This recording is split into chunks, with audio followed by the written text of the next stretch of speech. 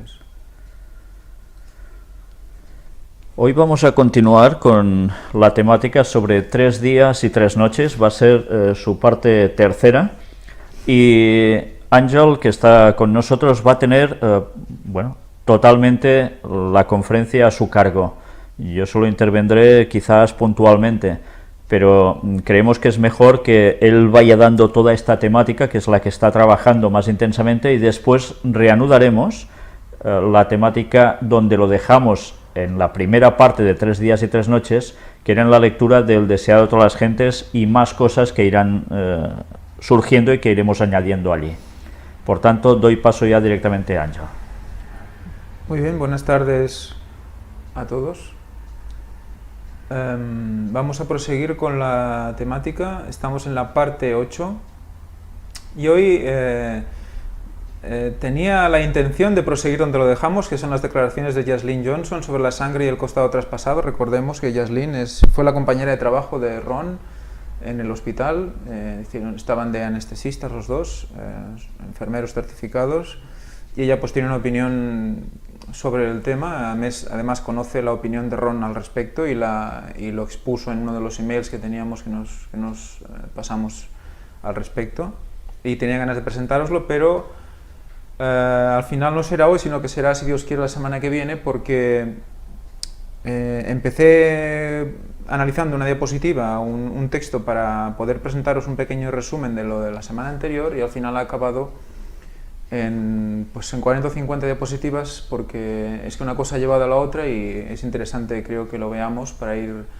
recogiendo un poco la simbología de todo lo que hemos ido viendo hasta ahora, para que no se acumule mucho material denso, demasiado específico quizás, y para ir viendo cómo la palabra de Dios nos va señalando cosas, ¿no? Muy bien, pues vamos a recuperar el texto a partir del cual empezó todo esto, que es el Juan 19:34. Pero uno de los soldados le abrió el costado con una lanza y al instante salió sangre y agua. Recordemos este orden porque va a ser importante: sangre y agua.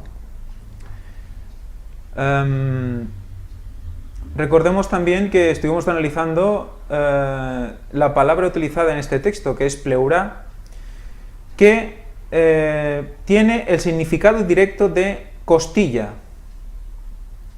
Esto nos va a dar mucho tema, ya no solo para este concepto que estamos analizando últimamente, sino para otros conceptos que vamos a ver más adelante, y veremos cómo puede ser que una conexión tan sencilla al final llegue a unos significados tan amplios.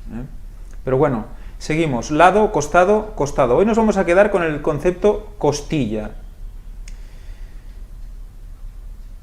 porque el costado es amplio, pero de hecho la palabra costado, costilla, ya nos indica que es toda la zona que incluye las costillas, el costillar. Y vamos a analizar un texto en Salmos del 19 al 29, y nos vamos a quedar con un par de versículos. Salmos 69 es un texto bíblico mesiánico que nos describe también lo que Jesús sufrió. Encontraréis varios de estos textos, y en Salmos hay bastantes. Y vamos a leerlo, estos versículos, y analizaremos sobre la marcha. Tú sabes mi afrenta, mi confusión y mi oprobio. Delante de ti están todos mis adversarios. El escarnio ha quebrantado mi corazón y estoy acongojado. Esperé quien se compadeciese de mí y no lo hubo, y consoladores y ninguno hallé. Esta es la situación de Jesucristo en la cruz. Su quebrantamiento por angustia mental. Me pusieron veneno por comida, y en mi sed me dieron a beber vinagre. Esto se cumplió literalmente. Que se convierta su mesa en una trampa, y sus banquetes festivos en tropiezo. Fijaros, aquí es como una endecha contra los que le maldicen. Fijaros, sus banquetes festivos se conviertan en tropiezo. Hay una fiesta concreta en la cual se sientan todos a comer. Y es la fiesta en la que más es donde hay más celebración y donde hay más comida y más, digamos, alegría. Y es la fiesta de los tabernáculos. Que se invitan unos a otros, se reúnen familias y gente Sí. que pasa por allí incluso, ¿no? Exacto. Es todo Jerusalén que cena junto, para entendernos, ¿no? Eso tiene un significado espiritual muy importante, ya lo veremos. Se han oscurecido sus ojos para que no vean, y haz temblar continuamente sus lomos. Después de decirnos que sus fiestas eran tropiezo, nos dice que van a ser cegados sus ojos. O sea que hay una relación directa con la interpretación de estas fiestas y que puedan ver la realidad de todo. Y que en este caso, si no aceptaban a Jesús como el Mesías, todas las fiestas que seguirían haciendo durante años no servían absolutamente para nada, sería palos de ciego. Tropiezo. Claro. Tropiezo para ellos y para todos los que les siguen. Derrama sobre ellos tu ira y el furor de tu enojo los alcance. Y el 25 también está relacionado con esta fiesta, fijaros, su morada quede desierta, en sus tiendas no habite nadie. Recordemos que la fiesta de tabernáculos se hace bajo cabañas de ramas verdes, que recordemos, un árbol verde era simbología de Cristo, y esas tiendas estarán vacías, por lo tanto no celebrarán. Pero como diréis, bueno, pues si celebran la fiesta, se la siguen celebrando. Sí, pero hay una fiesta concreta de tabernáculos que no van a celebrar si persisten en negar a Cristo como Mesías. Y además, cuando dicen su morada quede desierta, recordemos que sobre los judíos había una maldición bíblica, especialmente si buscáis Deuteronomio capítulo 28, veréis cómo se profetizaba precisamente lo que acontecería con ellos por el resto de su historia, sobre todo a partir de desechar, andar por los caminos de Dios y más que nada desechar totalmente a Cristo. Entonces, cuando dice su morada quede desierta, también tiene la implicación de algo que iba a ocurrir en general en toda su tierra, donde es su nación, o era su nación, y que ya sabéis que precisamente el movimiento sionista lo que está haciendo es recuperar otra vez ese lugar donde ellos habitaban, pero esto sigue estando allí. Cuidado, porque estas profecías no han acabado aún. Hasta que el tiempo de los gentiles se cumpla, habla la profecía. Y el 26 es el que nos va a abrir una puerta, que vamos a analizar los conceptos que vamos a leer en dos conceptos que parecen iguales, pero que son palabras diferentes, y que nos van a dar un matiz inmenso sobre la herida de Cristo. Porque persiguieron al que tú heriste. ¿Quién hirió a Jesús en el costado? Dios Padre. Pero no fue Satanás el que lo mató, y no fueron los sacerdotes los que le dijeron que traspasara el costado. Y el soldado que... Y el soldado que lo hizo. Todo Renglones guiado. torcidos, ¿no? Escribe recto. Todo guiado por Dios al final. Y comentan el dolor del que tú llagaste. Ah, mira, que baje y que... Pero aquí hay un tema, y es que esto es la Biblia Reina Valera 1977, y nos habla de el dolor del que tú llagaste. Veremos cómo esta segunda frase va a cambiar en otras versiones. Seguimos, 27. Pon maldad sobre su maldad y no entren en tu justicia. Sean borrados del libro de la vida y no sean inscritos con los justos. Fijaros, las fiestas, la ceguedad, ligado con fuera del libro de la vida. O sea que cuidado con esas fiestas. La fiesta de tabernáculos vamos a ver que nos va a sorprender de tal manera cómo ha estado ahí siempre, que yo creo que al final, vamos a quedar todos como diciendo, pero si hemos estado hablando de esto desde el principio y no nos hemos dado cuenta. Sean borrados del libro de la vida y no sean inscritos con los justos. Mas en cuanto a mí afligido y miserable, tu salvación, oh Dios, me ponga en alto. En alto. Y además hace una clara diferenciación entre gente del mismo pueblo. O sea que no por ser judío, automáticamente la salvación estaba garantizada. Es un salmo de David. Lo canta un israelita. Y claro, y esto es profecía, por tanto se aplicaba no solo a ese momento. A Israel espiritual. Claro. Pues tenemos en 1960, más Strong, tenemos que dice: porque persiguieron al que tú heriste y cuentan el dolor de los que tú llagaste. Por lo tanto, ¿qué tenemos aquí? ¿Qué asociación clara tenemos? Pues que hay una ambigüedad de texto, por lo tanto se pueden entender de las dos maneras. Primero, que evidentemente al que tú llagaste, y luego de los que tú llagaste. Por lo tanto tenemos otra vez la asociación de Cristo con su pueblo, del pueblo herido que luego es sanado. Estamos ahí con Él, morimos al viejo hombre con Él. Él se hizo viejo hombre por nosotros. Él no tenía viejo hombre, era puro. Se hizo viejo hombre por nosotros para morir con nosotros y resucitar con nosotros. Pues de los que tú llegaste, estamos incluidos, si Dios quiere, allí. Vale, pues seguimos con otras versiones. En la Biblia hebrea mesiánica Kadosh dice: por perseguir a alguien que ya tú habías golpeado, por añadir al dolor de los que ya tú habías herido.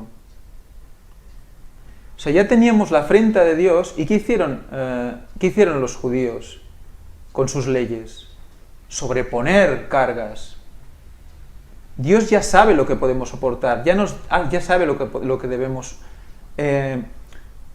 sufrir para aprender, porque es la manera más efectiva que el hombre aprende, parece ser. Seguimos. Y en la Biblia latinoamericana de 2005 dice, ponemos 69, 26, 27, porque en la numeración católica, este salmo, el versículo es 27. Es muy curioso. Sí, tiene que ver con la introducción al capítulo. Porque persiguieron al que tú heriste y aumentaron los dolores de tu víctima. O sea, ya era bastante dolor el trabajo de Cristo, de soportar el pecado y morir por él, que toda esa tortura, todo eso, que además a más, evidentemente era profético y evidentemente tenía un sentido, ¿no? Pero vemos siempre los dos filos, ¿no? De lo que Dios permite y aparte lo que Satanás hace, ¿no? Muy bien, pues entonces vamos a analizar las dos palabras que se refieren a la herida de Cristo, que es heriste, que ya la estuvimos viendo con Víctor en sus presentaciones, y llagaste, que resulta que es diferente de heriste. Y vamos a ver qué connotaciones va a dar, y es lo que nos va a ocupar el día de hoy. Estas dos palabras, nada más. Heriste, naká, raíz primaria, golpear, ligeramente o severamente, literal o figurativamente, abatir, afligir, asolar, atacar, azotar, que esto ya lo vimos también, ahí tenemos ya el principio del escarnio, azote, batir, castigar, causar, combatir, conquistar, cortar, dejar, derribar, derrota, derrotar, desbaratar, deshacer, destrozar, destruir, devastar, enclavar. O sea que está definiendo todo lo que pasó Cristo. Extender, sus brazos fueron extendidos y luego clavados. Fatigar, golpe, golpear, heridor, herir, introducir, matanza, matar. Es interesante el concepto de matar, porque morimos al viejo hombre y volvemos a nacer con el nuevo hombre. O sea que herir no es solo herir y no morir, también implica matar. O sea que quedémonos con esto porque va a estar en las dos palabras y nos ayudará a entender que nuestro papel ahí, ¿no? Hacer morir, muerte, muerto, sacar, la lanza entra y sale. Sacudir, saquear, turbar, vencer. Fijaros, derrota por un lado, vencer por el otro. Respecto a esta palabra que decías de matar, recordemos que también en Apocalipsis aparece otro texto que es usado para decir que alguien recibe una herida mortal que es sanada. Es curioso, Sí. Porque es como coger lo de Jesús y nosotros en él, pero en cambio tiene una aplicación totalmente distinta y se refiere al Vaticano.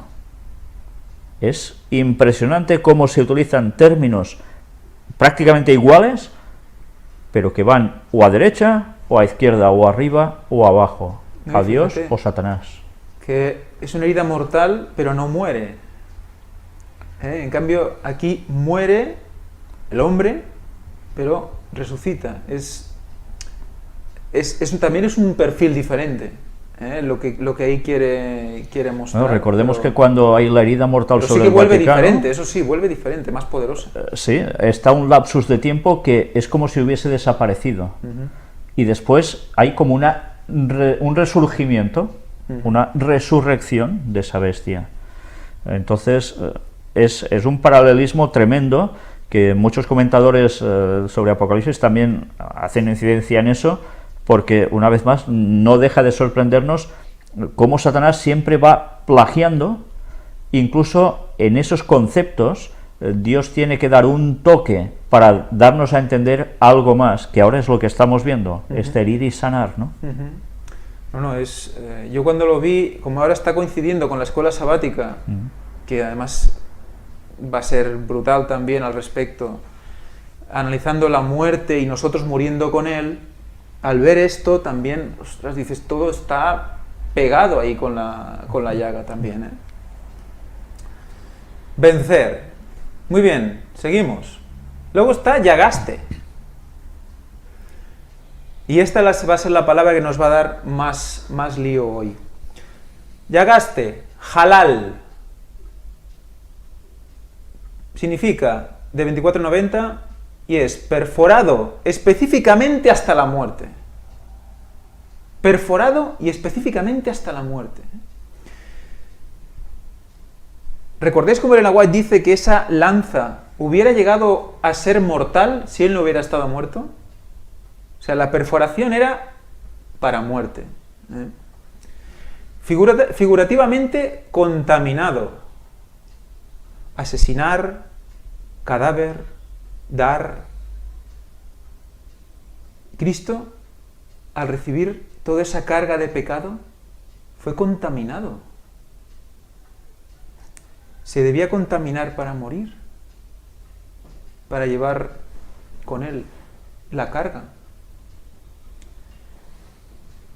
Asesinar, cadáver, dar, herido, herir, homicida, infame, llagar, matanza, matar, otra vez, moribundo, muerte, muerto, perecer, profano, yacer. Seguimos. Mirad cómo era necesario recordar unas palabras de Jesús a veces cuando decía, aún no ha llegado mi hora. Y lo repetía varias veces. Y a veces lo querían matar y pasaban cosas extrañas. Pasaba en medio de ellos y no lo... ¡hop! Desaparecía de allí. No podía morir entonces, porque aún no había recibido la carga de los pecados. Exacto. Sí, señor. Todo tenía su momento. Sí, señor. Es que el consumado es, ese consumado es, alberga tantas cosas alrededor que, bueno. Seguimos. 2490. Raíz primaria, compárese con 2470, que ya lo haremos luego. Propiamente, perforar. Es decir, por implicación, herir, disolver. Figurativamente, profanar a una persona, un lugar o cosa. ¿No estaban profanando un templo? Era el templo del Espíritu Santo, también están atravesando un cuerpo. Sí que es verdad que esa profanación o esa lanza también indica la anulación del templo que ya existía, ¿no? Pero no profanaron a Jesús, Dios en él, maltratándole, castigándole, no creyéndole. La palabra. Romper la palabra de uno. Empezar, y al tanto, cuidado, y esto va a ser lo que, cuando lo vi, me quedé, y es lo que me ha dado más de sí hoy, y es que empezar como si mediante una cuña para abrir. Vamos a analizar lo que es una cuña, lo que era una cuña.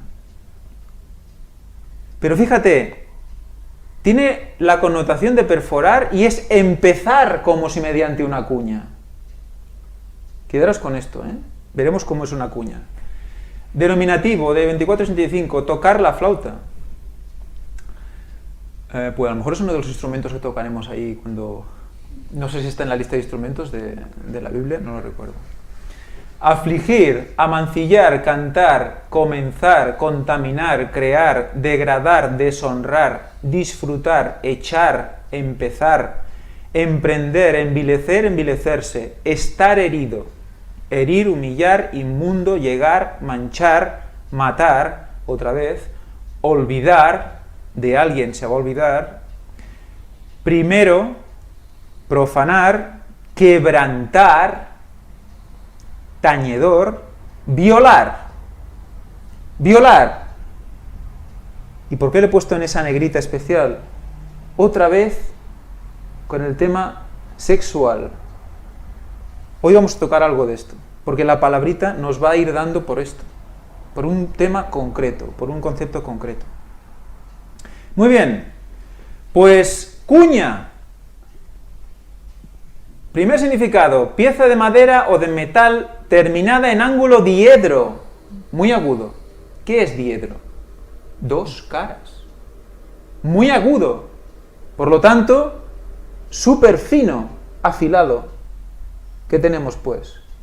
Una lanza, lanceolada, con una punta acabada en diedro, que es, no sé, supongo que me habéis entendido. Dos caras. Sería como el tejado de una casa típica con dos aguas, pero muy alto, tan alto que sería tan fino que eso sería lo que penetra.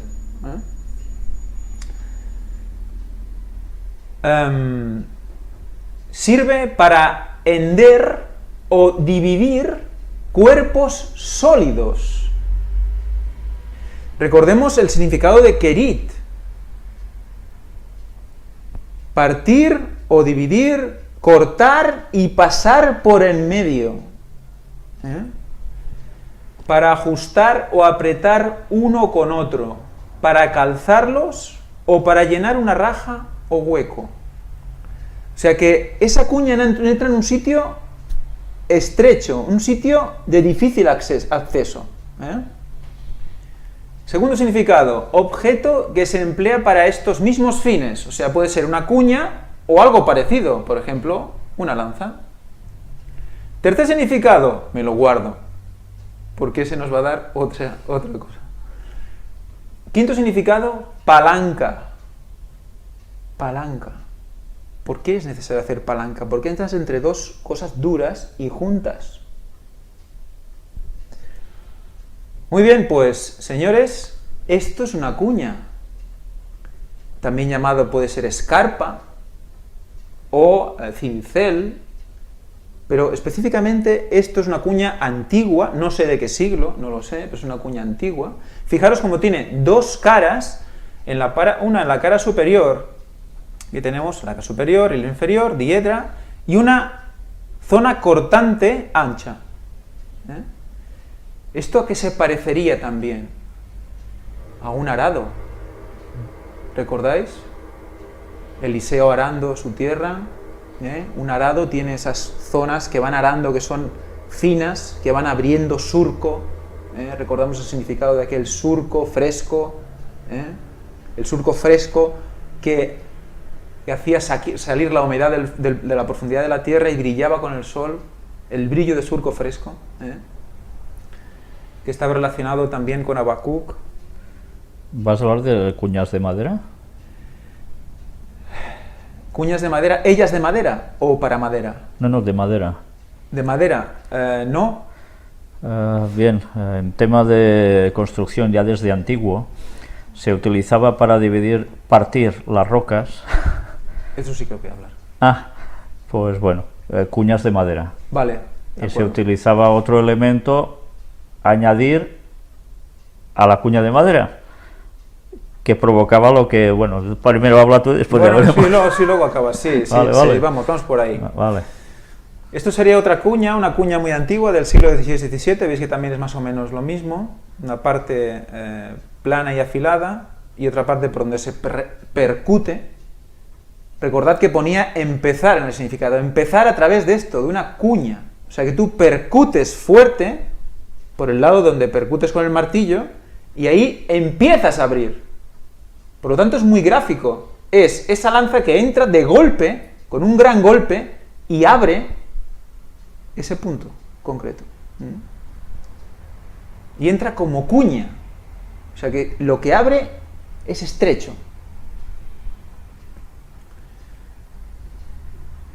Aquí tenemos una manera de trabajar la piedra, y estos son cuñas. Evidentemente esa raja que han hecho ahí no la han hecho a mano, la han hecho con una radial, pero es un trabajo semi-rústico.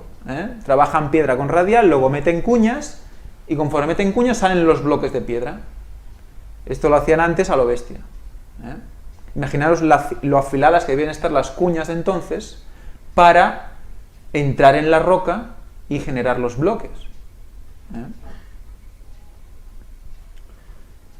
Aquí tenéis cómo van apretando a la roca y la roca se va resquebrajando, quebrando.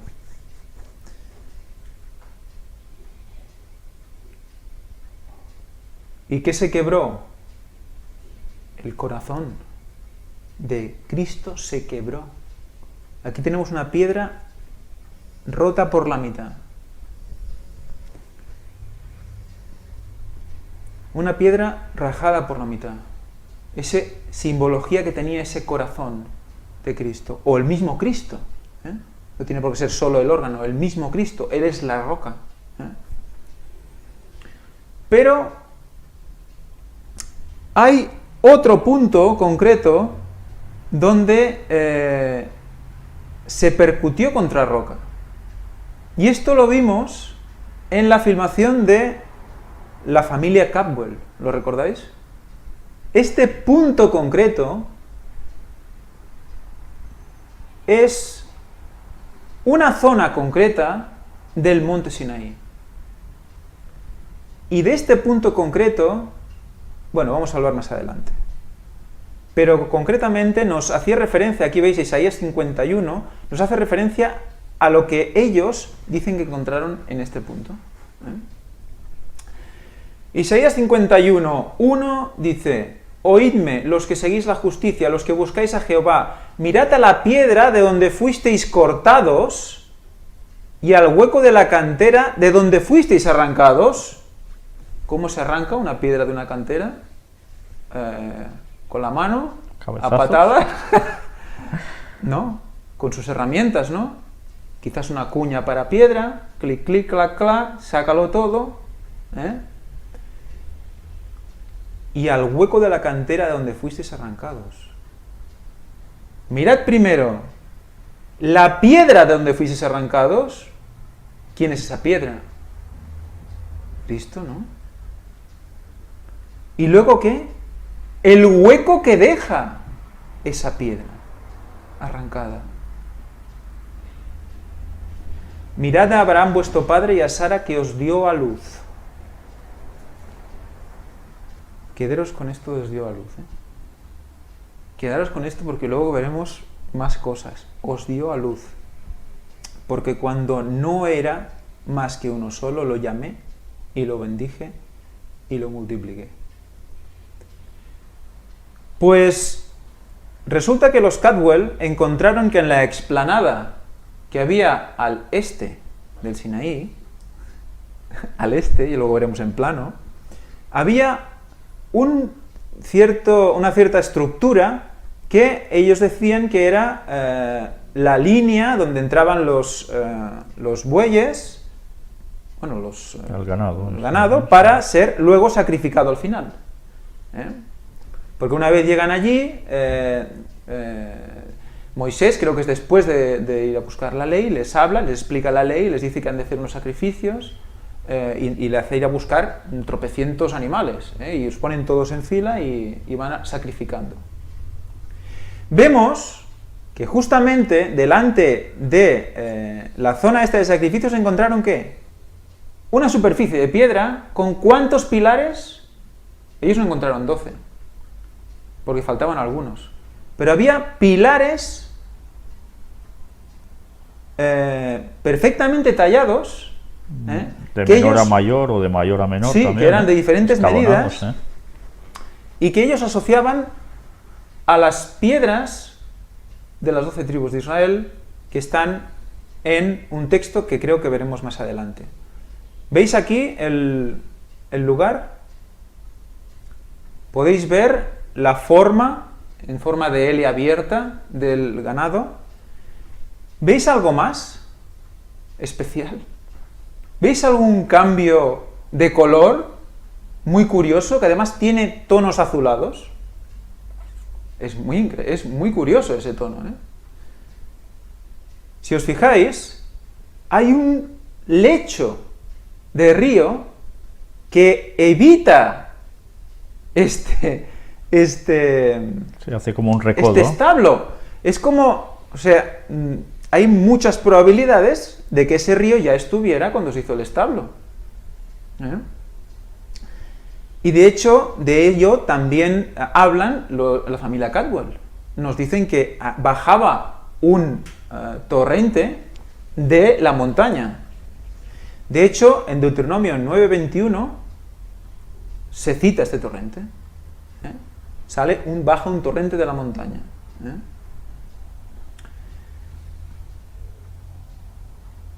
Y además coincide con la zona donde estaban haciendo los sacrificios. Fijaros, el altar quedaría más o menos por esta zona de aquí. Esto sería la línea de entrada de los bueyes, y el altar quedaría por esta zona de aquí, más o menos, donde se hacían los sacrificios.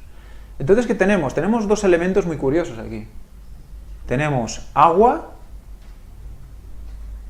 y tenemos los sacrificios, sangre, aquí mismo, pegados a la corriente de agua.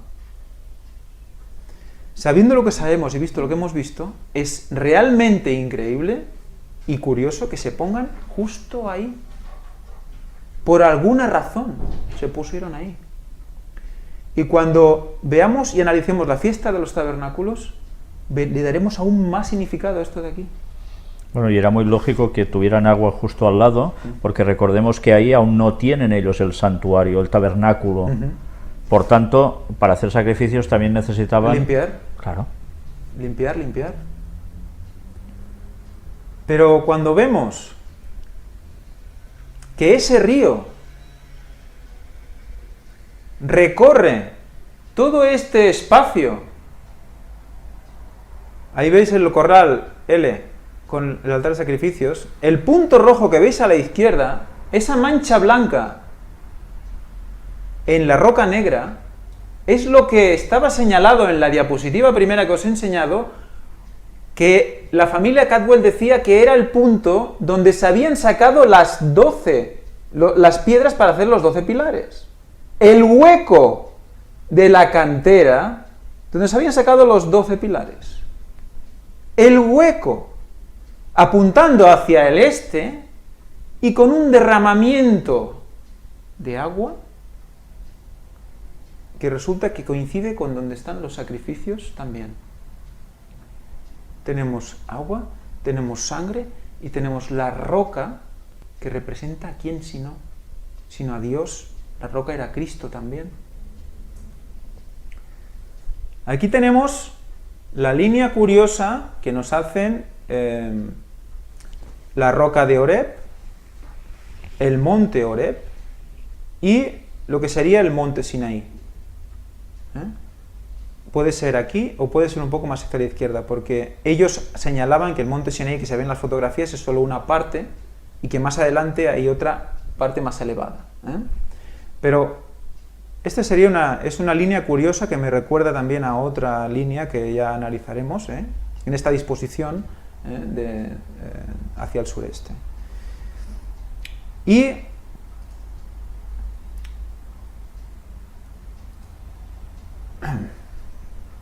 si nosotros decimos que la roca era Cristo y vemos ese manantial hacia el este, nos hace pensar en una analogía rápida de todo esto. Cristo mirando hacia el sur, tal y como está erigido en la zona de su muerte, tenemos que su costado izquierdo está hacia el este. Y tenemos otra simbología de este derramamiento. Por lo tanto, nos tenemos que imaginar a Moisés o a quien fueran los artificieros picar con una cuña, un cincel o algo diedro en la roca para sacar esa piedra que en definitiva representaban a ellos mismos. ¿Recordáis cuando dijimos que teníamos comunión en su sangre? Que participábamos de él, de su sangre, que nos relacionaba eso, su sangre, con nosotros mismos, que salíamos de él para llegar ¿a dónde? Al lugar santísimo, al arca. O sea que, fijaros cómo tenemos esa relación. Pero luego tenemos, bueno, aquí tenéis el punto concreto que ellos también encontraron, el monte Horeb y el monte Sinaí. Y la zona de los altares, la tenéis aquí también señalada. Vemos el comentario que también hace ella, no sé cómo se llama ella, la mujer. Dice, Penny Cabwell. ¿Y qué salió del costado de esta montaña? La cantera de donde se sacaron los pilares y todo eso. Todo el rato está hablando del costado de la montaña, porque creo que ellos también el concepto ese lo tienen asumido. También que, bueno, la traducción, de hecho, site indica costado. Aquí tenemos los 12 pilares. Y aquí tenemos el texto bíblico de Éxodo 24, donde nos habla de esas 12 columnas. Éxodo 24:3 dice: y Moisés vino y contó al pueblo todas las palabras de Jehová, y todas las leyes, y todo el pueblo respondió a una voz, y dijo: haremos todas las palabras que Jehová ha dicho. Y Moisés escribió todas las palabras de Jehová, y levantándose de mañana, edificó un altar al pie del monte y 12 columnas, según las 12 tribus de Israel. Envió a los hijos de Israel, los cuales ofrecieron holocaustos y becerros como sacrificios de paz a Jehová. Esos son todos los becerros preparados para el sacrificio. Y Moisés tomó la mitad de la sangre y la puso en tazones, y esparció la otra mitad de la sangre sobre el altar. Recordemos que el altar simboliza la cruz. Pero una parte la guardó ¿para qué? Lo veremos. Y tomó el libro del pacto y lo leyó a oídos del pueblo, el cual dijo: haremos todas las cosas que Jehová ha dicho y obedeceremos. Y después de decir esto, y solo después, dice: entonces Moisés tomó la sangre y roció sobre el pueblo. ¿Sobre quién? ¿Sobre los 10 millones de habitantes que había? No. Y dijo: he aquí la sangre del pacto que Jehová ha hecho con vosotros sobre todas estas cosas. ¿Dónde tiró esa sangre? ¿Qué representaban las columnas? 12 tribus de Israel. ¿Dónde tiró esa sangre? Sobre el pueblo. Recordemos, una parte en el altar y otra parte sobre el pueblo. Y primero que hace el pueblo dice: haremos todas las cosas que has dicho y obedeceremos. Por lo tanto, cuando decimos eso, ¿qué hacemos? ¿Recibimos qué? ¿Somos qué? Recibimos la sangre del pacto. Somos cubiertos por su sangre. Pero después de decir: haremos lo que has dicho, obedeceremos. Es cuando somos justificados. Impresionante. Pues eso pasó en ese punto concreto, al lado del derramamiento de ese río de agua, que veremos el río, lo que significa también, no hoy. O sea que todo pasa en ese punto concreto, al este de la roca. Recordad que al este es donde baja la sangre y llega al arca también. Seguimos. Y dices, bueno, hemos empezado con costado, que era costilla, y estamos en el costado de la roca. ¿Y qué se sacaron? Vamos a contar costillas. ¿Cuántas piedras se sacaron? 12. ¿Cuántas costillas tenemos en cada costado? 12. Y 10 están unidas. Las del norte. Víctor, ¿nos podría explicar qué puede significar esto? Ah, no, yo no. Son las 12 tribus de Israel, ¿no? Las 12 piedras. Si asociamos 12 piedras, 12 costillas, recordemos que las tribus del norte de Israel, cuando Salomón, digamos que se da a los ídolos, viene Ahías y le da una profecía. Le corta un manto nuevo, creo que es, en 12 trozos, o en 11, no recuerdo si en 12 o 11, y le dan 10 a Jeroboam, y el resto se lo da a Salomón. Y quedan 10 tribus al norte de Israel, y luego Judá al sur. Y que incluso en algunas de las luchas, Judá se une a Benjamín para luchar contra Israel, que está al norte.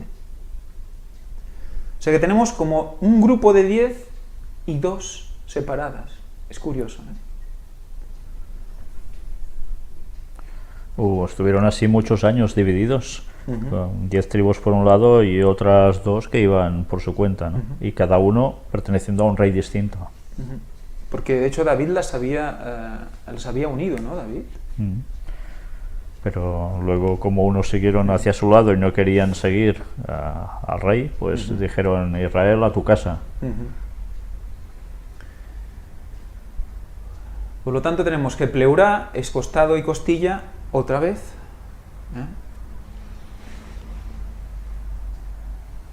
Por lo tanto tenemos confirmado que la lanza tiene punta lanceolada. ¿Por qué digo esto? Recordemos que había esa teoría expuesta por el criminólogo que hablaba de la posibilidad de que fuera una lanza... el criminólogo dijo exactamente que la lanza tenía que ser plana, por el tipo de corte que tenía que darse para que entrara fácilmente. Pero sí que... y también expuso la posibilidad de que pasara por debajo de las costillas, no entre las costillas, ¿no?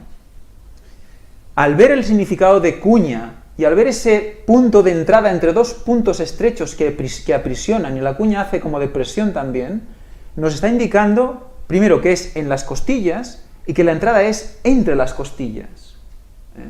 Por lo tanto, es el costado absolutamente.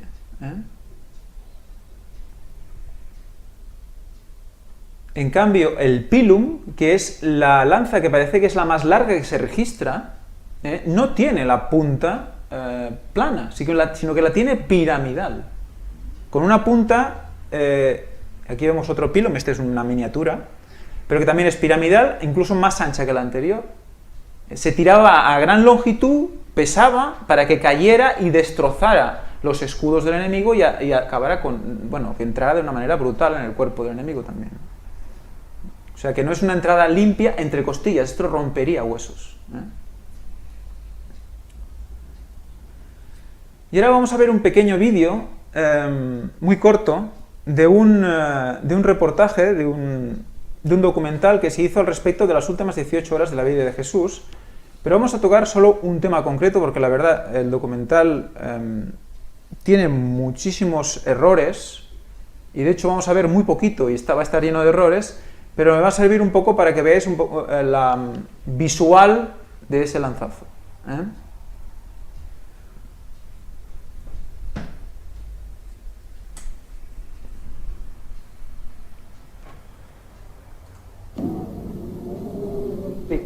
La eflusión pleural que se había juntado alrededor de los pulmones estalló cuando la lanza ingresó a la cavidad. La lanza atravesó el corazón y liberó el líquido. Fue algo muy rápido. Liberó sangre que fue seguida de agua.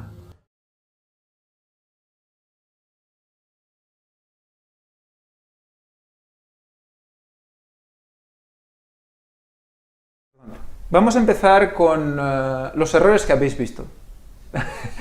Primero, bueno, esto se da en History Channel, o sea, no es un canal cualquiera y lo ve muchísima gente. Con un tono, ya veis, súper profesional, el médico hablando, hay muchos otros médicos que hablan al respecto. Pero fijaros como primero, el costado no es el que es el costado derecho. Luego tenemos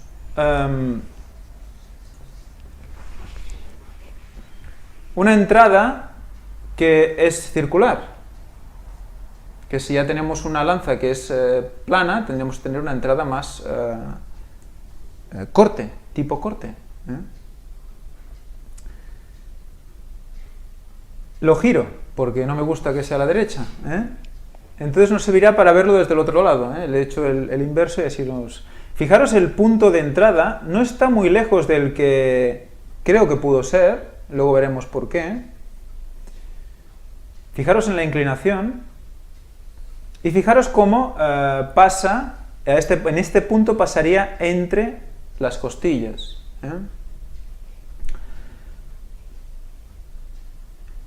Recordemos cómo ese golpe, que es empezar para abrir como cuña, si abre, al golpear abre, una cosa que es como una cuña, lo que hará al entrar es que hará una abertura fina. Una abertura fina. Y por ahí salieron los rayos de su poder. Habéis visto también en el vídeo, no sé si habéis fijado, que la lanza, ellos la entran y luego hacen como que hay como no es una entrada limpia, sino que hace como un retroceso y vuelve a entrar. Incluso hay un pequeño giro, como si al clavar el soldado entrara y le costara entrar entre las costillas, hiciera como un poco de media palanca y para arriba. Lo digo por el concepto que hemos leído antes de la palabra. Bueno, ahí queda la posibilidad. La idea era que vierais visualmente dónde nos metemos a nivel de costillas. Para que lo veáis, para que tengáis una idea, esta costilla de aquí es la número 10 y esta es la número 9. Esto también lo vamos a estudiar, va a ser interesante a la hora de ver dónde estaban dispuestos los órganos y qué órganos pudo traspasar esta lanza. Y la silambología, el significado de estos órganos. Y ahora vamos a hacer un recordatorio al respecto. El tema costado traspasado de la parte 2. Y veréis por qué lo vamos a tocar.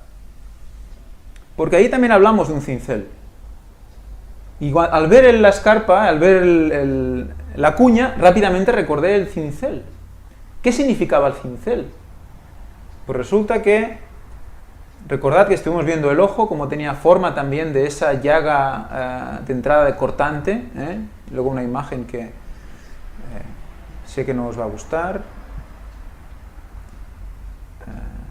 Y recordamos que también era utilizado el ojo asociado a ese triángulo de encima de la pirámide truncada del dólar. Y dijimos, ¿esto puede estar indicando también la llaga? ¿También estarán haciendo algún significado al respecto? ¿Estarán haciendo escarnio de la llaga? Pero es que de los ojos también lloran, y por lo tanto también ¿qué tenemos? Agua. ¿Y qué pasa con esto? ¿Por qué os lo digo? Recordad que estuvimos analizando Lucas 7:38. Y colocándose detrás junto a sus pies, se echó a llorar y comenzó a regar con sus lágrimas los pies de él, y a enjugarlos con los cabellos de su cabeza, y besaba afectuosamente sus pies y los ungía con el perfume. ¿Quién hizo esto? ¿Recordáis? María Magdalena. María Magdalena. Y estuvimos analizando lo que significaba llorar en este punto, y era llorar a gritos, era gemir. Y esta lágrima, vimos también el significado de lágrima, y vimos que había diferentes palabras, tanto en griego como en hebreo, y si os podéis fijar en el hebreo 2799, que esta es la tercera connotación, nos dice trabajo mecánico, talla, artificio. Y sigue más abajo, en su derivada, rascar, grabar, arar, por la misma línea que decíamos antes, con esa zona diédrica.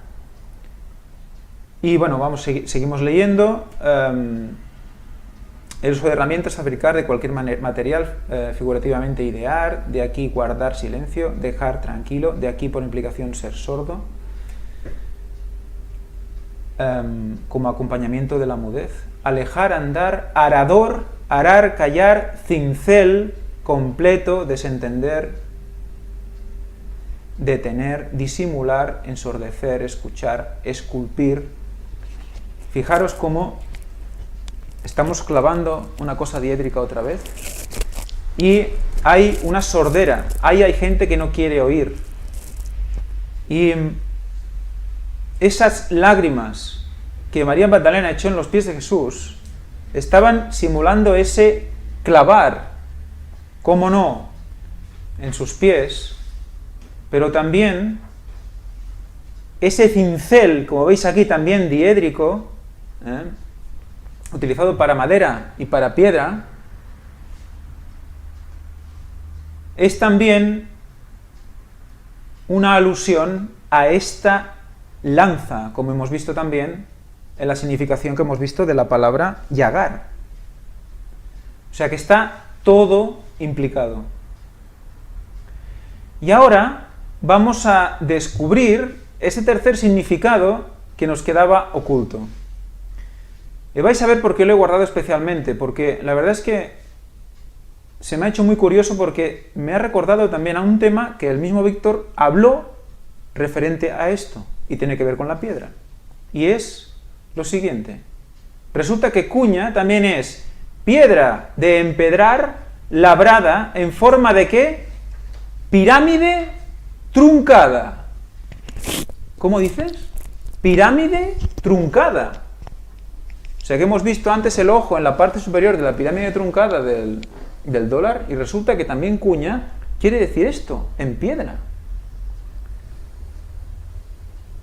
Aquí tenéis una página web de Protección Civil donde explica las diferentes artes del trabajo en piedra, de los diferentes arcos, y las dovelas, que son las piedras que se utilizan para hacer los arcos de medio punto, piezas en forma de cuña, cuya superficie interior intrados por contraposición al exterior, denominada extrados. La dovela central se denomina clave. Recordarás mejor que nadie el tema que presentaste sobre esto. Justo era la piedra de en medio del arco, que tiene esa forma más ancha de arriba y más estrecha de abajo. Pues es una pirámide truncada. Ya. Es una pirámide truncada. Las dovelas donde arranca se denominan salmer. Esto, la dovela central, la que veis dovela central clave, es una cuña. Y es curioso, es curiosísimo, que abras con una cuña al costado de Cristo, que es la piedra y además es la roca, la piedra angular. Por eso os lo he puesto aquí. Aquí tenéis una cuña típica, fijados, en el centro de la flecha y de la luz, curiosamente. Si giramos esta piedra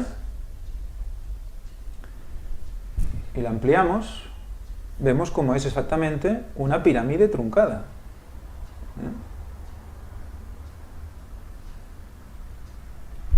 Y esto lo tenemos aquí. Pero curiosamente, la costilla, todo el costillamen tiene esa forma más estrecha de arriba y más ancha de abajo, que también nos podría recordar a una montaña o incluso pues a una pirámide truncada. Porque en realidad, ¿qué está enseñando la pirámide truncada? ¿Qué representa? A la Nueva Jerusalén, ¿no? No era una analogía a la Nueva Jerusalén, una usurpación. Y que el reino no está completado sin su cabeza, que es quien es. Exacto. Si tú le cortas la cabeza a un hombre, queda esto. Sin cabeza no tenemos conexión con Dios. O sea que, fijaros hasta dónde nos puede llevar el análisis de las palabras. Y recordemos también que el cuerpo es el templo de Dios. Y que recordemos que había entonces diferentes templos, que había el templo, que la Nueva Jerusalén en sí ya no había templo, porque Dios, el Padre y el Cordero eran el templo, pero sí que había trono. Tenemos el templo también en el santuario, y el templo, nosotros como templo. O sea que es curioso que Dios eligiera esta disposición, y además con los diferentes niveles, pero en este caso los niveles son las tribus. Y recordando pues uno de varios textos de los que habla de Dios como la piedra, ¿no? Primera de Pedro 2:7, para vosotros pues, los que creéis, es de gran valor, pero para los que no creen, la piedra que los edificadores desecharon ha venido a ser la cabeza del ángulo.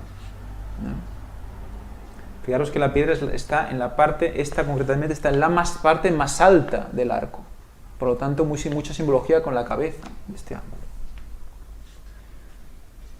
Recordar también cómo el establo que hemos visto era un ángulo, que también es curioso, ¿no? La forma de disposición, lo cual también explicaron los Caldwell, que también servía para que, creo que para que el rebaño estuviera más tranquilo o algo parecido. Y seguimos con Yagaste, porque aún va a dar más. Fijaros ahora el significado que tiene Yagaste. Otro más, derivado de una de las connotaciones con lo que debíamos compararlo. Raíz primaria, compárese con 2342, que también lo analizaremos después, y los otros ya los hemos analizado, que dice, propiamente gastado o desgastado, de aquí estar débil. Estaba débil Cristo en ese momento, desde luego. Enfermo, afligido o causativo afligirse, enfermarse, también sobar en lisonja. O sea, eres muy bueno, macho. Tú sabes, tú puedes. ¿Eso qué es? ¿Qué dice la Biblia? ¿Qué es eso? Es palabra de Satanás. Entretener. Angustia. Angustia. Anhelar. Caer. Débil, debilitar, desalentar, doloroso. Enfermar, enfermedad, enfermo, emblanquecer, favor, heredad, herir. Implorar, incurable, llegar y al tanto. Ahí está, mujer de parto. Mujer de parto. Orar, orar. Parto, presencia, suplicar. Empezar a darle vueltas a la cabeza con el parto. Porque lo primero que te viene a la cabeza es Juan 3, 3 y 4. Respondió Jesús y le dijo, de cierto, 1, de cierto, 2, te digo, que el que no nace de nuevo, no puede ver el reino de Dios. Y lo dice en el tercer punto. Por lo tanto, ¿a quién va dirigido? También, por supuesto, a todo el mundo, pero especialmente a la gente del tiempo del fin. Y dice Nicodemo, ¿cómo puede un hombre nacer siendo viejo? ¿Puede acaso entrar por segunda vez en el vientre de su madre y nacer? ¿Lo que dijo Nicodemo es una tontería? ¿Es una pregunta tonta? Fijaros en la simbología, nacer.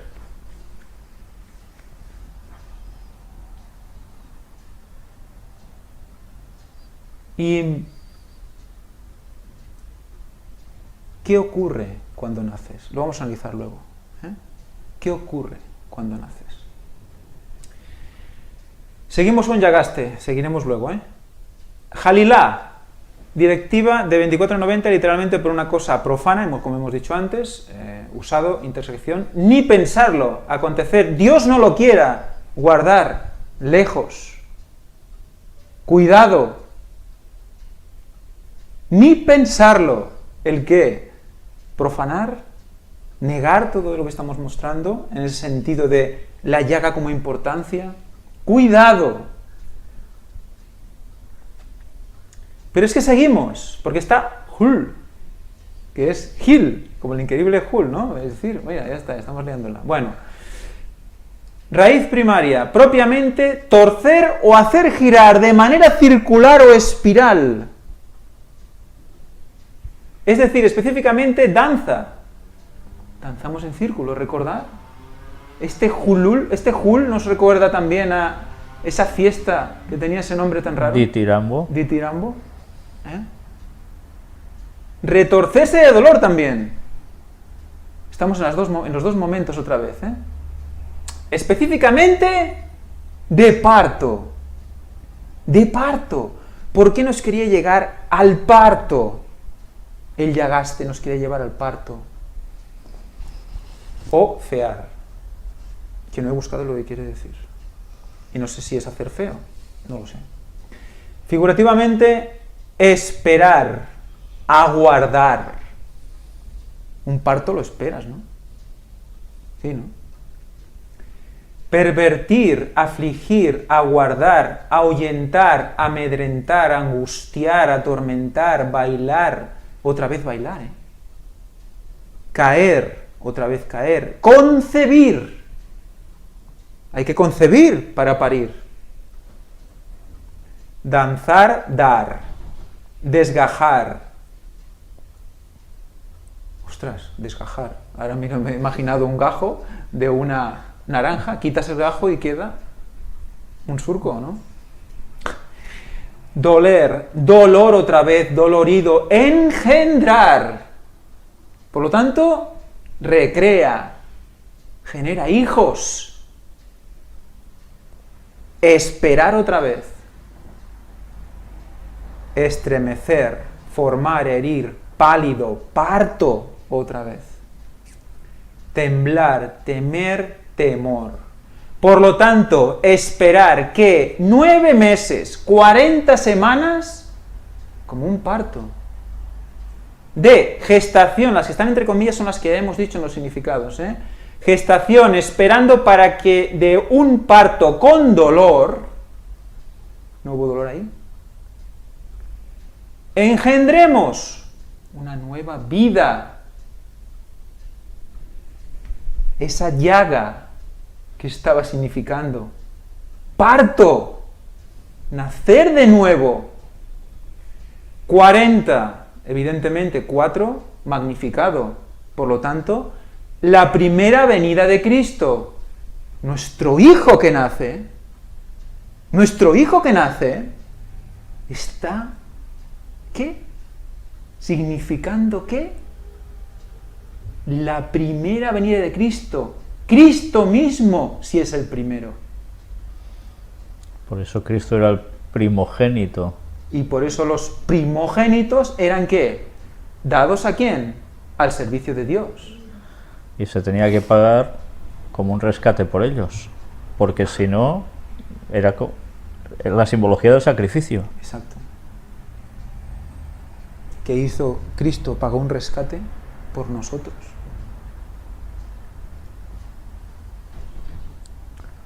Nueve. Por cierto, que de aquí, esto recordemos que tiene mucho que ver con la muerte de los primogénitos de Egipto y por qué a los israelitas no les afectó. Como también porque se hacía el corte de prepucio, etcétera, etcétera, tantas cosas más. Lo hemos visto ahora, estaban cubiertos por su sangre, por, primero qué, a ver qué, obedecido.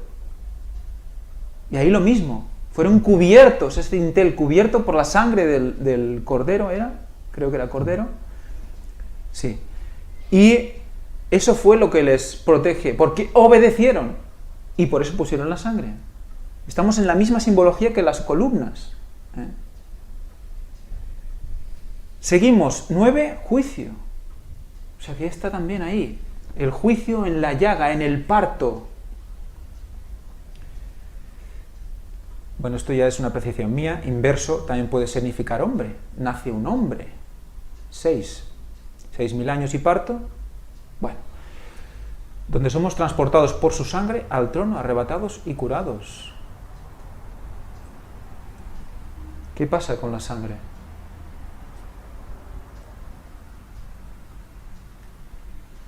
Cuando hay parto, ¿qué tenemos? ¿No hay sangre? Y creo que primero sangre. No lo sé. No he parido. Pero hay sangre. ¿Pero qué hay también? Y mucho. Agua. Pero agua la que quieras. Porque da que mantiene al niño con vida, aparte de que se ha alimentado de la madre, ¿no? Pero lo mantiene en condiciones. Protegido ese agua. Bueno, de hecho dicen que las mujeres rompen aguas, ¿no? Rompen aguas. Entonces ese romper aguas, ¿cómo es? ¿Va cayendo gotita a gotita? No. Es una explosión de agua. ¿Y el nacer qué es? Es explosivo, sale... sí, de acuerdo, tienes tu rato, hay gente que tarda más o menos, ¿no? Pero es un esfuerzo por salir hacia afuera, expansivo. En el momento del parto sale sangre y agua, y el ser humano. Salimos del templo del Espíritu Santo por su llaga. Vagina, vulva. Esto lo vamos a tocar. Vamos a hablar más de esto. Fijaros, la mujer.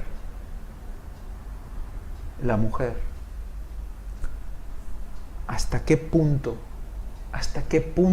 representa a Cristo? ¿Hasta qué punto representa, en el momento del nacimiento, sobre todo, esa llaga, ese dar, como decía también los significados? Cristo se da, ¿para qué? Nueva vida. ¿Qué hace la mujer? Da nueva vida. Ahora entenderéis por qué el papado habla tantas veces de Iglesia como madre. Porque ellos son los que dan la vida. Y en vez de simbolizar la madre con Cristo, como estamos viendo que es directa, simbolizan la madre con la Virgen María, madre de Jesús, que no lo es en ningún momento, la que ellos están analizando, claro. Fijaros, como la madre, la mujer, representa a Cristo mismo y además en la cruz. O sea que, si alguna mujer pensaba que estaba a menos en la Biblia, creo que abriendo los ojos va a ver que es parte crucial de la profecía, porque como tal es profecía. Todas las madres del año 0 al 4000 eran profecía. Y ahora recordando la profecía, evidentemente. La sangre y el agua bajaron a lo profundo de la tierra, bueno, no tan profundo, pero ¿como símbolo de qué? De que nosotros fuéramos ¿a dónde? A las alturas. Y además esa sangre que bajó a la tierra también fue llevada y presentada a las alturas.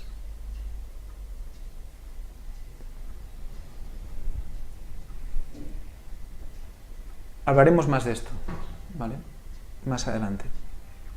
Pero bueno, ver lo que esa palabra llagaste, llagar, significa.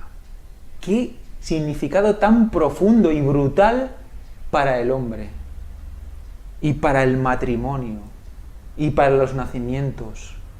¿Por qué no se puede jugar con eso? Porque es sagrado, está representando esa muerte y esa llaga salvadora, esa llaga limpiadora. Y ese transporte al lugar santísimo, ese acceso al cielo. Y resulta que la raíz de halal que estamos analizando hasta ahora es la misma raíz que hamar. ¿Y dónde nos lleva? ¿Os acordáis de hamar? Raíz primaria. Propiamente, hervir. Eso implica mucha temperatura, ¿eh? De aquí fermento, como espuma, brillar, enrojecer. Como denominativo de 2564, embadurnar con brea, calafatear, conmover, fermentar, hervir, inflamar, turbar. Quedaros con la connotación, ya vimos de dónde veníamos. ¿De dónde venimos? ¿De qué estamos hablando desde hace un tiempo ya? Al menos en los temas que estoy presentando. El arca, el ciprés, el arca, el significado del arca como Cristo, de la brea como su sangre. Y esa raíz, que es calafatear, que es embadurnar con su sangre para proteger, para que no entre ese agua y estemos protegidos por él, resulta que esa raíz está en su llaga. Nos vuelve a llevar allí. Y me gustaría que también nos quedáramos con ese concepto de enrojecer, de ese color que debía tener el pobre Jesús en la cruz, y inflamar, que viene de flama. Flama en catalán es llama, de ese color fuego, y hervir, ese aumento de temperatura. Eso lo vamos a hablar también, aunque no hoy. Volveremos a tocar el arca y el diluvio, pero bueno, eso es una pincelada. Y ahora vamos a hacer un pequeño repaso a la anatomía del diafragma, porque también nos va a decir cosas, para volver luego a hablar otra vez de el lanzazo concretamente, con las declaraciones de Jaslin. El diafragma. ¿El diafragma qué es? Un tejido músculo tendinoso que separa la cavidad torácica de la abdominal. El tórax, recordad, desde pulmones para arriba, abdominal es lo que queda por debajo, y esto está separado por el diafragma. Que significa literalmente eso, separación de dos cavidades. En el humano tiene forma de ¿qué? Dos cúpulas. Cúpulas. En el humano, concretamente, dos cúpulas. ¿Recordáis el significado de cúpulas? Como vimos los pináculos, pineal, etcétera, etcétera. Una para cada cavidad pulmonar, llamadas hemidiafragmas, que cierran por arriba, donde es convexo, la cavidad torácica y lo separa a la cavidad abdominal, donde es cóncavo. Su parte media es, tendinosa, llamada centro tendinoso. Las porciones musculares tienen su origen en el centro y se irradian hasta sus inserciones en la abertura torácica inferior, o sea, al final de las costillas. Hemos visto la 10 a la 11 que hemos visto antes. Las enfermedades respiratorias no suelen afectar al diafragma, aunque puede sufrir parálisis debido a una neuropatía que afecta a los nervios frénicos. Muy bien. Esto es el diafragma, pero es visto desde abajo, como si abrieran, nos cortaran por debajo de los pulmones, nos abrieran, nos veríamos el diafragma por abajo. ¿Veis lo que es? La parte central gris es lo que llaman la zona tendinosa. Estos son tendones, todo esto es tendón. Y todo lo que es alrededor es músculo. Aquí lo veis más claro. Y esto es lo vamos a estudiar a partir de aclarar el concepto de que evidentemente los ladrones mueren de asfixia. Porque les rompen las piernas y deben morir en pocos minutos para que no llegue el sábado. Por lo tanto, está claro que la teoría que se expone de la muerte por asfixia es evidente. Les rompen las rodillas, quedan colgando con los brazos abiertos y mueren por asfixia. Y ahora entenderemos cómo actúa esa muerte.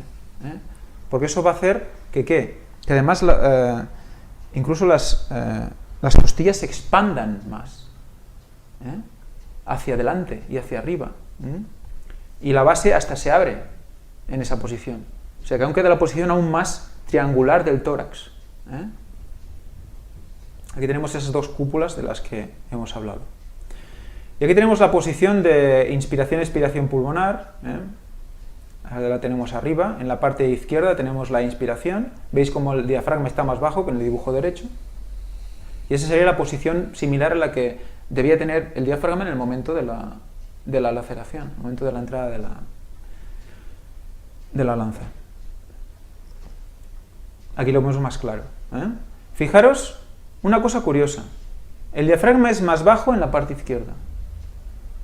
Eso nos va a dar también un tanto a favor de que también el lanzazo sea por este lado. Va a facilitar el acceso al corazón.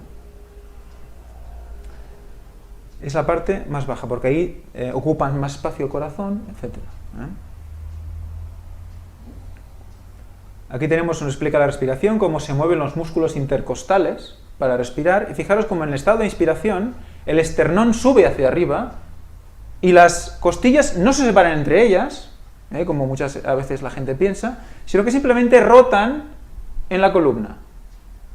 O sea que al entrar la lanza, pudieron haber tenido un pequeño movimiento sin romperse entre las costillas. Y aquí os fijáis en las zonas rojas. Las zonas rojas son las zonas que son músculos que ayudan, son músculos accesorios de la respiración. Fijaros los músculos accesorios en rojo. Son los músculos que en posición de crucifixión están totalmente estirados. Además de manera brutal. Y están estirando las costillas hacia afuera y hacia arriba. En esa posición respirar es prácticamente imposible. De hecho es imposible. Si dejas caer todo el peso.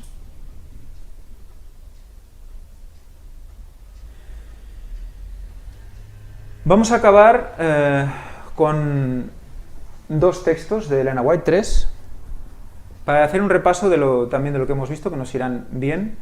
Dice, el cielo, vaya, se ha cortado de dónde viene el texto. Es el deseado de todas las gentes, 708 creo que es la página. El cielo contempló con pesar y asombro a Cristo colgado de la cruz, mientras la sangre, fluía de sus sienes heridas y el sudor teñido de sangre brotaba de su frente. De sus manos y sus pies caía la sangre, gota a gota, sobre la roca horadada para recibir el pie de la cruz. ¿Qué nos está ya confirmando directamente? Que había una roca y que estaba también trabajada con un agujero para recibir esa cruz. Por lo tanto, no estaba puesto el palo ya. Nos está confirmando ya esto. Los que digan que está el palo puesto, por favor, si sois adventistas, miradlo bien, porque si no, estamos negándolo, el espíritu de profecía. Todos estos detalles que os muestro, no es porque me guste ahondar en lo macabro, es porque cada detalle, y veremos luego cuando lo comparemos con lo encontrado en la sábana santa, vais a ver cómo va a servir como prueba irrefutable de lo que hay allí. Veremos si realmente tiene cierto o no tiene algo de cierto de la sábana santa. Las heridas hechas por los clavos se desgarraban en la versión digital, abrían en la versión escrita, que aún no entiendo por qué cambia, es muy interesante, bueno, habría que ver el original, aún tengo que verlo, bajo el peso de su cuerpo. Fijaros, os mostré al principio como una especie de radiografías dibujo, donde se veía que los clavos atravesaban por las muñecas. Eso está sacado también de una fuente católica. Dicen ellos que si los clavos estuvieran clavados en las palmas de las manos, se desgarrarían.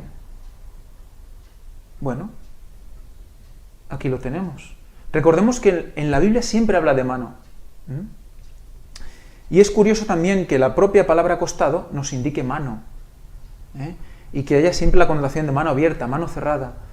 Y recordemos esa simbología pagana que es también cogida por los cabalistas, que es esa mano de Fátima, donde del medio de la mano sale un ojo, que no es un agujero, es un desgarro, es una llaga también. O sea que No estoy diciendo que nos basemos en ese dibujo, pero sí que la copia también es por algo. O sea que probablemente Jesús estaba desgarrando sus manos en la cruz. Pensemos que no debía aguantar 3 días allí, sino pocas horas también. O sea que no necesitaba estar clavado de las muñecas. Probablemente clavado de muñecas hubiera implicado rotura de huesos, de pequeños huesos de las muñecas. En cambio, en las zonas cartilaginosas de las manos, eso no pasaría. Otra cosa, y eso llevamos 2 frases. En 2 frases ya hemos eliminado dudas, por si había alguna. Después, su jadeante, trabajoso, en la parte escrita, aliento, se fue haciendo más rápido y más profundo mientras su alma agonizaba bajo la carga de los pecados del mundo. O sea que incluso en esa posición conseguía respirar jadeante y profundo. Recordad ese experimento que habló el criminalista, en el cual el diafragma que hemos visto ahora había bajado hasta 14 centímetros. Por al intentar respirar, intentaba contraer el diafragma al máximo, y eso hace que baje aún más. Y eso hacía que el corazón, que está enganchado al diafragma y era horizontal, se hiciera vertical por ser estirado hacia abajo. ¿Recordáis la roca? Es vertical. ¿Recordáis la raja? Es vertical. ¿También estaba pensado eso? Esa simbología, esa connotación. Y recordemos que de la roca sale agua, O sea que recordad que también hemos postulado la posibilidad de que el corazón estuviera rodeado de agua y de ahí surgiera agua. ¿Nos está diciendo también con la roca que fue el corazón de donde salió el agua? Lo iremos estudiando. Pero fijaros, más rápido y más profundo, eso quiere decir más latidos, más rapidez de corazón, como vimos en las teorías que se mostraban. O sea que estamos yendo por el buen camino en ese sentido. Vamos conociendo su estado y eso nos va a hacer entender más cosas. Todo el cielo se llenó de asombro cuando Cristo ofreció su oración en medio de sus terribles sufrimientos. Recordad también lo que hablaba el criminólogo, ese estado de sinceridad previa a la muerte. Padre, perdónalos porque no saben lo que hacen. Sin embargo, allí estaban los hombres formados a la imagen de Dios, uniéndose para destruir la vida de su Hijo unigénito. Recordad lo que hemos leído de Salmos, como nadie le consoló.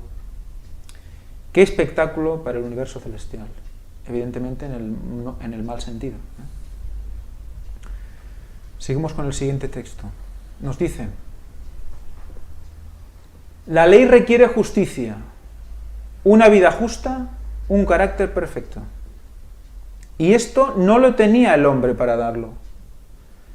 No puede satisfacer los requerimientos de la santa ley de Dios. Pero Cristo, viniendo a la tierra como hombre, vivió una vida santa y desarrolló un carácter perfecto. Como hombre, perfecto. Ofrece estos como don gratuito a todos los que los quieran recibirlos. O sea, dar, como hemos visto ahora en la llaga, dar. Su vida reemplaza la vida de los hombres, por lo tanto es sustitutiva, ya lo hemos visto. Así tienen remisión de los pecados pasados por la paciencia de Dios. Más que esto, Cristo imparte en el digital, impregna en el escrito. Fijaros, qué diferencia de concepto. Imparte, impregna a los hombres atributos de Dios. Impregna. Recordad esa aspersión sobre las rocas, sobre las piedras. Nos cubre con su sangre, nos impregna. ¿Para qué? Para darnos ¿qué? Ese don de la perfección. A través de eso. Otra vez, de su sangre. Edifica el carácter humano a la semejanza del carácter divino y produce una hermosa obra espiritualmente fuerte y bella. Así, la misma justicia de la ley se cumple en el que cree en Cristo. Dios puede ser justo y el que justifica al que es de la fe de Jesús. También Deseo de todas las gentes, página 710. Y para acabar, creo que es para acabar, ¿sí? Hijos e hijas de Dios. Vamos a analizar más este libro, porque dice cosas impresionantes. Dice, sin embargo, hay muchos que pretenden ser hijos de Dios, cuya esperanza reposa en otros factores y no en la sangre de Cristo solamente. Luego matiza más cosas, evidentemente, habla del carácter y habla de cómo debemos actuar y tal. Pero la base, ¿a qué debemos agarrarnos? ¿Qué debemos conocer, estudiar, saber? Si no reposa allí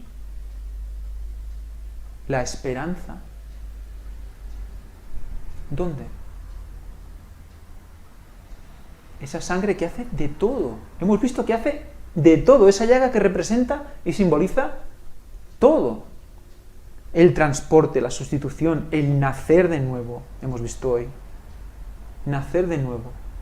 Fijaros cómo que salga en la Biblia ese comentario de Nicodemo, que podía parecer como que se está cachondeando de Nicodemo. No. Era necesario para entender este concepto de la llaga. Recordemos que cuando ella habla normalmente en estos términos, suele hacer referencia también a otros tipos de religiones llamadas cristianas, que hacen incidencia no en la sangre de Cristo, que es el que te justifica, el que te salva, y que evidentemente tú, por tu compromiso con él, intentarás hacer todo lo mejor, Es perfeccionarte. Un pacto, claro. un pacto hay dos partes en un pacto. Claro. Y en cambio hace referencia básicamente a que hay una institución que pide que haya no un mediador, sino muchos mediadores entre Dios y los hombres, tirando por tierra la sangre de Cristo, y aún la utilizan, dicen, en Eucaristía. O sea, es que ya eso sí que es un colmo de pitorreo. Y recordad ahora, me viene ahora la imagen de aquel cuadro con la Virgen recogiendo la sangre para que no llegara donde tiene que llegar. Sí. O sea que el concepto de sangre, de derramamiento de sangre que ellos tienen es de matarlo directamente. Solo matarlo. No tiene nada que ver con la resurrección, no tiene nada que ver con lo que nos están vendiendo. Sí, sí. Y es volver a nacer. Es impresionante. Es impresionante. Y luego, si Dios quiere, reemprenderemos donde lo dejamos la semana anterior con las declaraciones de Jesslyn. Estudiaremos, si Dios quiere, ese bazo que salió ya hablado el otro día y veremos qué significado tiene el bazo, por qué está donde está, su trabajo en el cuerpo. Y bueno, lo dejo para hablarlo cuando toque. Que Dios os bendiga a todos. Hay un detalle referente a las cuñas. Sí. Hay las cuñas que son metálicas y que eran utilizadas para hacer un primer corte en una roca que era imposible desmenuzarla, pero la roca no se partía solo por esa cuña. Esa cuña que recibía, eso sí, esos martillazos, luego era quitada y se ponía una de madera. Y para que la roca explotara, se iba vaciando, vertiendo agua en la cuña que empapaba, y al ser madera, luego se hinchaba, se dilataba, y al hincharse rompía la roca, y el agua que ibas poniendo más lo que ya tenía la cuña, pum, soltaba agua mientras la roca se partía. Simbolismo. Cuando se acababa de partir caía todo el chorro. Claro. Entonces, mirad una vez más cómo esa vara de Aarón, de la que también estuvimos hablando, tiene sería la simbología también de esa cuña que forma parte de esto, de todo este juego. La vara de Aarón también, claro. Y después, respecto a las costillas, supongo que harás alguna otra referencia de unos muchos años atrás y a algo que flotaba, ¿no? No. Bueno, de momento no sé si va a venir o no, eso nunca se sabe. Bien, bueno, pues no, si acaso, claro, es lógico, toda esta herida, las costillas de Jesús, recordemos de cómo estaba formada el arca. Ah, bueno, sí, vale, Bueno, de acuerdo. Sí. Las costillas, ¿no? Sí, por supuesto. Y las costillas del barco tenían la entrada del arca, del arca de Noé estoy hablando. Sí. Entonces, una vez más, una entrada y una salida. Sí, y señor. Las costillas Cristo, ¿no? Entrada, sí, señor. Después también en las imágenes que has mostrado, cuando se ven las costillas, las 12, si os habéis dado cuenta, también van unidas a algo que se ve muy vertical. El esternón. Exacto. Y algo muy horizontal. Las clavículas. Que son las clavículas. O sea, es como en la cruz, todos unidos allí, todo el pueblo. Una forma de cruz, sí, señor. Sí. De hecho, si enseñamos también el cerebro, estaría en la parte alta de la cruz. Sí. O sea que... Sí, sí. O sea no, que... y también hay una cosa que siempre me ha tenido ganas de inspeccionar y es el tema del triángulo que formamos, ¿no? Nuestra mente, nuestra cabeza, nuestros hombros, también con ese tercer ojo, ¿no? Que está puesto ahí, justo encima entre los dos ojos un poco más para arriba, si hicieras la extrapolación, digamos, lineal de donde está metido, si miras frontalmente a una persona y también ves cómo está todo el rato imitando eso, la geometría del cuerpo, y de eso hablaremos más también, de esa geometría del cuerpo, de cómo está asociada también con todo esto. Y no estamos hablando de esoterismo, ¿eh? No, estamos diciendo que ellos copian lo de Dios y por lo tanto hay que aclarar el original, nada más. Pues bien, ya veis que el tema está dando para mucho y es realmente impresionante la de detalles que van saliendo, que nos van dando una vislumbre tremenda a todo, ¿no? Pues bien, vamos a terminar. Daros las gracias, como es habitual, por seguir las temáticas. El próximo día Ángel, si Dios quiere, va a seguir precisamente con lo que ha dicho, las declaraciones de Jaslyn. Y cuando él vaya terminando el tema, volveremos a coger el deseado de todas las gentes. Insistiremos en esas lecturas, las analizaremos, veremos cómo todo esto que él está presentando va tan íntimamente a lo escrito por Elena White, haciendo la descripción de la muerte de Cristo en el Calvario, en la cruz, y evidentemente vamos a sacar conclusiones, creo que de un valor preciosísimo. Pues nada más, muchas gracias y que Dios os bendiga.